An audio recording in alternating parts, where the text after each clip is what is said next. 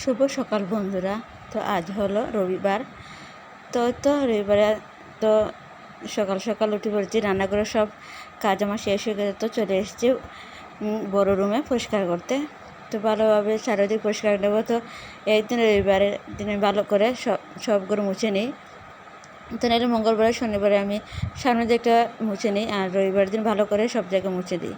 তো যা হয় আর কি, একাতে সব কাজ করতে হয় একা একা। তো আমার শাশুড়ি মা চলে গিয়েছেন, কালকে তো তোমাদের দিকেছিলাম ব্লকে।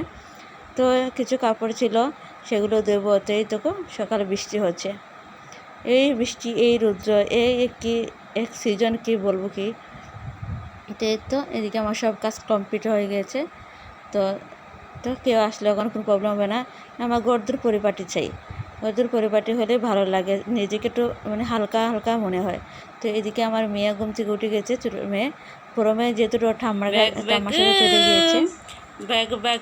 কে ডাকে? পায়রা কবুতর ডাকে, কবুতর কবুতর ডাকে, কবুতর কে ডাকে? কবুতর। তো ওর সাথে একটু খেলাধুলা করে নিলাম, তারপর ওকে খাওয়াইয়ে দাইয়ে মুখ টুস মুছে দিয়ে, ওর বাবা ছিল যেহেতু ঘরে, একটু সময়ের মধ্যে আমি স্নান করে চলে এসেছি। তারপর পুজো দিয়ে দেব। আর সব আমি তোমাদের ভিডিও শেয়ার করতে পারিনি, কারণ একা একা তো, তার জন্য করতে পারছি না। তো তাকে সামলে করে কাজ করা অনেক ডিফিকাল্ট হয়ে যায়। তো সকালে সব কাজ শেষ করে স্নান টান করে নিয়েছি, পুজো দিয়ে দেবো। তারপর যাব রান্না করে। তো রান্না করে আজ বেশি কিছু করবো না, আমরা দুজন মানুষ যেহেতু খাওয়ার জন্য, তা বেশি কিছু 2 রকম বা 3 রকমের কিছু একটা করব, যেহেতু ওর বাবা মাছ এনে দিয়েছে। তো দেখি কী থেকে কী করা যায়। তো আর এই ঘরের কাজ, মেয়ের সপ্তাহ কাজ শেষ করে নিজের তো যত্ন করাই হয় না। আমার পার্লারে যেতে পারিনি কয়েকদিন ধরে। তো এদিকে দেখো এখন রৌদ্র উঠে গেছে। তো সকালে ছিল বৃষ্টি, এখন আবার রৌদ্র। দেখো কী পরিমাণে রৌদ্র উঠেছে, এখন থাকা যাবে না। তো আমরা দিকে গোটা যেহেতু পূর্ব দিকে প্রচুর পরিমাণে রৌদ্র, 5টা পর্যন্ত রৌদ্র থাকে। তার গড় ছাদের যেহেতু গড়, তাই আরও গরম হয়ে থাকে গড়। সেদিকে আমি ডাল করে নিয়েছি। তা ডাল করবো, ভাজি করবো, আর মাছের একটা তরকারি বানাবো, মানে পাবদা মাছ এনেছে তোমাদের দাদাভাই, তো পাবদা মাছের তরকারি বানাবো। তো আমরা যেহেতু 2জন মানুষ, তো আর কিছু করবো না। আর যেহেতু গরম পড়েছে, পাতলা করে ডাল করেছি, আর আলু ভাজা করবো। আর রাত্রে দেখি কী করা যায়, যেহেতু আজকে আবার আমার শাশুড়ি মা আর আমার বড় মেয়ে চলে আসবে। তো দেখি কী করা যায়। তো এই তো মাছ, আর মাছগুলো খুব সুন্দর, খুব বড় বড় মাছটি, ফ্রেশ মাছ। দেখো কত বড় বড় মাছ। তো আমার বড় বলে দিয়েছে কি করব, আজ রসা করবো, পাবদা মাছের রসা।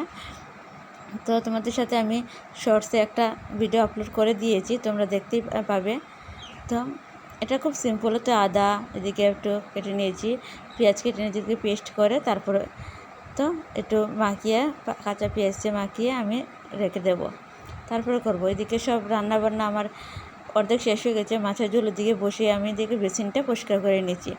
তো আমি প্রায় পরিষ্কার করে থাকি, কেন তেল ছিটকে বা একটা মরচে পড়া থাকে, তার জন্য। এইদিকে আমাদের বেসিনটা একটু ভেঙে গিয়েছে, আর তো বলেছে লাগাবে এসে, দাদাভাই বলে দিচ্ছে ওদেরকে। তো বলছে 2 দিন পরে এসে লাগিয়ে যাবে, যখন দেখি কোন দিন আসে।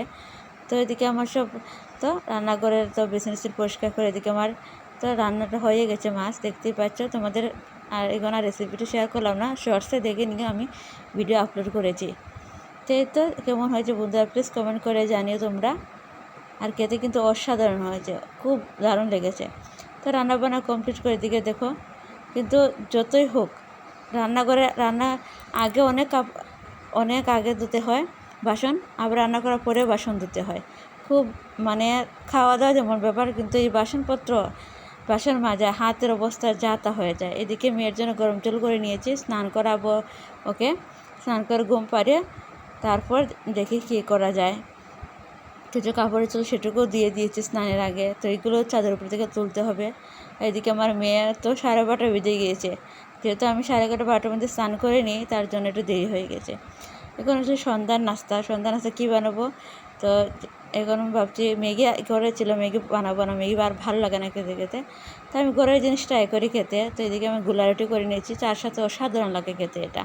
তো কে খেয়েছো এগুলো বানিয়ে প্লিজ কমেন্ট করে জানিও। আর দেখো কতগুলি রুটি হয়েছে, তার সাথে আমার তো খুব ভালো লাগে খেতে। আমি প্রায়ই মাঝে মধ্যে করে বানিয়ে রাখি এটা ওটা। আমার তো খুব ভালো লাগে বানাতে, খেতেও ভালো লাগে। খেতে অত খেতে না, কিন্তু মানুষকে খাওয়াতে আমার খুব ভালো লাগে, নিজেও ভালো পাই, তার জন্য আমার বানাতে ভালো লাগে।